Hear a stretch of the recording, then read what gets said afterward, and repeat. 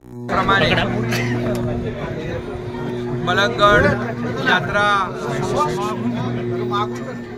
हजारो यात्रेकरू आज या ठिकाणी आले। मी त्यांचं स्वागत करतो।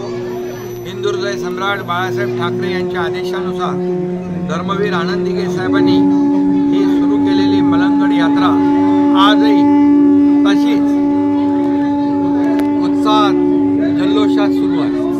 खरं म्हणजे लाखो मलंग भक्तांचा एक जिव्हाळ्याचं नातं या मलंगडाशी मच्छिंद्रनाथाच्या समाधीशी जुळलेलं आणि म्हणून दरवर्षी मागी पौर्णिमेला या ठिकाणी लाखो लोक येतात, लाखो मलंग भक्त येतात, दर्शन घेतात आणि श्रद्धेने या ठिकाणी पूजा अर्चा करतात। आणि म्हणून मी सर्वांचं पुन्हा एकदा मनापासून खूप खूप स्वागत करतो।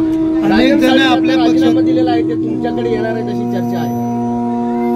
जे लोक येतील त्यांचं स्वागतच आहे, कारण गेले 2.5 वर्षामध्ये बाळासाहेबांच्या आनंद दिघे साहेबांच्या विचारांच्या शिवसेनेमध्ये आमदार, खासदार, नगरसेवक, जिल्हा परिषद अनेक नेते शिवसेनेमध्ये दाखल झाले, शिवसेनेमध्ये सामील झाले। त्या बाळासाहेबांच्या विचारांची शिवसेना पुढे न्यायची आहे, वाढवायची आहे आणि म्हणून बाळासाहेबांच्या विचाराने आम्ही सरकार स्थापन केलं। 2.5 वर्ष जे काम केलं ते लोकांना माहीत आहे आणि म्हणून जो विश्वास लोक दाखवत आहेत कामावर, हे काम करणारं सरकार आहे, घरी बसणारं सरकार नाही।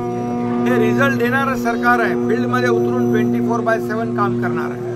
आणि म्हणून माझ्या मुख्यमंत्री काळामध्ये एवढे निर्णय आम्ही घेतले, एवढे प्रकल्प केले, लोकाभिमुख कल्याणकारी योजना, म्हणजे लाडकी बहीण, लाडका भाऊ, लाडका शेतकरी, लाडका ज्येष्ठ, असे अनेक निर्णय आम्ही घेतले आणि त्यामुळे विकासाचा अजेंडा घेऊन जाणारा आमचा सरकार आणि शिवसेना आहे आणि म्हणून अनेक लोक शिवसेनेमध्ये येत आहेत, त्यांचं मी स्वागत करतो। तुमचा पुरस्कार त्या ठिकाणी गौरवण्यात आलेला आहे। शरद पवारांनी त्या दिवशी तुमचा सन्मान केलेला आहे, मात्र विरोधकाकडनं आता टीका केली जाते की खंडणी या ठिकाणी वसूल करून दिल्लीत दिली जाते, अशा प्रकारचं वक्तव्य केलं जातं।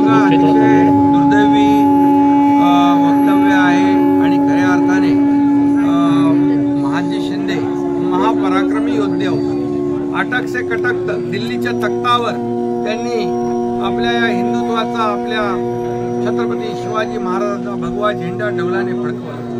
त्या महापराक्रमी महाजी शिंदे यांच्या नावाचा राष्ट्रगौरव पुरस्कार माझ्यासारख्या कार्यकर्त्याला दिला हे माझा भाग्य आहे।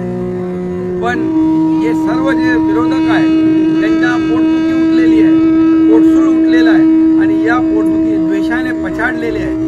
या द्वेषामध्ये ते काय बोलतात तेही त्यांना कळत नाही। महाजी शिंदे यांचा अपमान केलाय, एका महापराक्रमी योद्ध्याचा अपमान केलाय। त्याचबरोबर या ठिकाणी साहित्यिकांना देखील दलाल म्हटलंय। या तमाम जे दिल्लीमध्ये अखिल भारतीय मराठी साहित्य संमेलन होत आहे त्या साहित्यिकांचा देखील अपमान केलाय दलाल म्हणून। आणि त्याचबरोबर या देशाचे ज्येष्ठ नेते शरद पवार साहेबांचाही अपमान केलाय। राजकारणापलीकडेही जाऊन